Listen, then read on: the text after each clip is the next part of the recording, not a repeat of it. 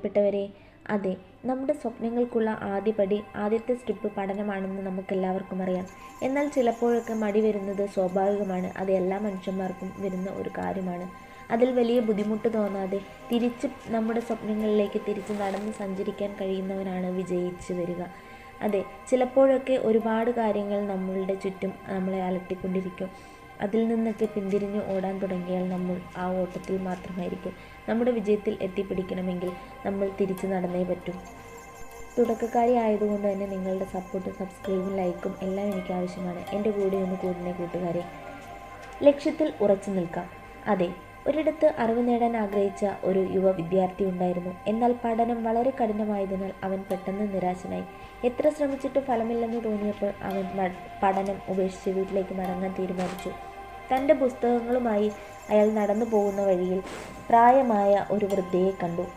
ആ വൃദ്ധ ഒരു വലിയ ഇരുമ്പ് ദണ്ടെടുത്ത് ഒരു പരന്ന കല്ലിൽ വെച്ച് ഉരയ്ക്കുകയായിരുന്നു. വൃദ്ധയുടെ കൈകൾ ക്ഷീണിച്ചിരുന്നു, എങ്കിലും അവർ അത് തുടർന്നു. ഇരുമ്പിൻ്റെ കഷ്ണവും പരന്ന കല്ലും ഉയരുമ്പോൾ കീച്ച് കീച്ച് എന്ന ശബ്ദം കേൾക്കാം. വിദ്യാർത്ഥിക്ക് ഇത് വിചിത്രമായി തോന്നി. അവൻ വൃദ്ധയുടെ അടുത്ത് ചെന്ന് ആശ്ചര്യത്തോടെ ചോദിച്ചു, "അമ്മേ, ക്ഷമിക്കണം. എന്താണ് നിങ്ങൾ ഇങ്ങനെ കഷ്ടപ്പെടുന്നത്? ഈ വലിയ ഇരുമ്പ് ദണ്ട് കല്ലിൽ വെച്ച് ഉരച്ച് നിങ്ങൾ എന്താണ് നേടാൻ പോകുന്നത്?" വൃദ്ധ ജോലി നിർത്തിയില്ല. അവർ തൻ്റെ പ്രയത്നം തുടർന്നു. എന്നിട്ട് ശാന്തമായ മുഖത്തോടെ മറുപടി നൽകി, "മോനെ, ഞാൻ ഈ ഇരുമ്പ് ദണ്ട് അരച്ചരച്ച് ഒരു സൂചിയാക്കാൻ ശ്രമിക്കുകയാണ്." വിദ്യാർത്ഥി ഞെട്ടിപ്പോയി. "എന്ത്? ഈ ഇരുമ്പ് ദണ്ട് അരച്ച് സൂചിയാക്കാനോ? അതും ഈ ചെറിയ കല്ലുകൊണ്ട്? അത് അസാധ്യമല്ലേ? അതിന് എത്ര കാലമെടുക്കും? നിങ്ങൾ വെറുതെ സമയം പാഴാക്കുകയാണ്." എന്നാൽ വൃദ്ധ തൻ്റെ ജോലി നിർത്തിക്കൊണ്ട് വിദ്യാർത്ഥിയെ നോക്കി.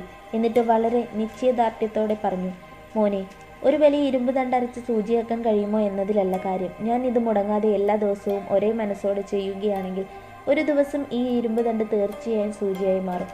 അതെത്ര കാലമെടുത്താലും ശരി." വൃദ്ധയുടെ കണ്ണിലെ ആ നിശ്ചയദാർഢ്യം കണ്ടപ്പോൾ വിദ്യാർത്ഥിക്ക് തൻ്റെ അലസതയെക്കുറിച്ച് ലജ്ജ തോന്നി.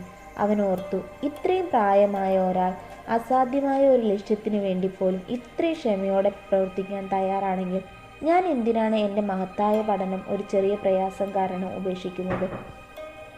അവൻ അവൻ്റെ പുസ്തകവും എടുത്ത് തിരിച്ചു നടന്നു. അവൻ വിചാരിച്ച രീതിയിൽ വിജയിച്ചു നിൽക്കാൻ അവന് സാധിച്ചു. ഇതിന് പ്രചോദനമായത് ഒന്നു മാത്രമേ ഉള്ളൂ: സ്ഥിരതയുടെ ശക്തി. നിങ്ങളുടെ ലക്ഷ്യം അല്ലെങ്കിൽ വിജയം എത്ര വലുതാണെന്ന് തോന്നിയാലും, നിങ്ങളുടെ പ്രയത്നം ചെറുതു തന്നെ എന്ന് തോന്നിയാലും മുടങ്ങാതെ തുടരുക.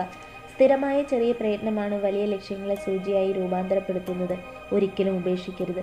നിരാശയുടെ നിമിഷങ്ങളിൽ ഓർക്കുക, നിങ്ങൾ അക്ഷമരായിരുന്നാൽ ഈ ഇരുമ്പ് ഒരിക്കലും സൂചിയായി മാറില്ല. നിങ്ങൾ നിർത്തിയാൽ മാത്രമേ നിങ്ങളുടെ ലക്ഷ്യം അസാധ്യമാവുകയുള്ളൂ.